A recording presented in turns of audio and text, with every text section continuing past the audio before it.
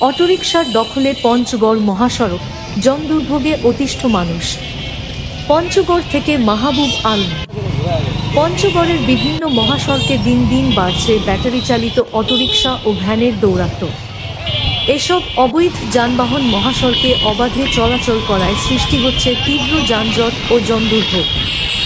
সকাল ও বিকেল বেলায় অফিসগামী মানুষ, শিক্ষার্থী এবং রোগীরা পড়ছেন চরম ভোগান্তিতে। স্থানীয়রা অভিযোগ করে বলেন, এসব অটোরিকশার অধিকাংশ চালকের নেই কোনো লাইসেন্স বা গাড়ির বৈধ কাগজপত্র। অনভিজ্ঞ চালকদের বেপরোয়া গতিতে গাড়ি চালানোর কারণে প্রায়ই ঘটে ছোটবড় দুর্ঘটনা। ফলে প্রতিদিনই মহাসড়কে সৃষ্টি হচ্ছে বিশৃঙ্খল পরিস্থিতি। যাত্রীদের অভিযোগ, প্রশাসনের নীরব ভূমিকার কারণেই মহাসড়কে দিন দিন বাড়ছে এসব যানবাহনের সংখ্যা।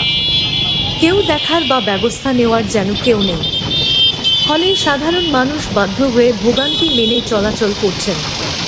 স্থানীয় সচেতন মহল দ্রুত প্রশাসনের হস্তক্ষেপ কামনা করেছেন, যাতে মহাসড়ককে এসব ধীরগতির যানবাহনের দখল থেকে মুক্ত করা যায় এবং যাত্রীদের নিরাপদ চলাচল নিশ্চিত হয়।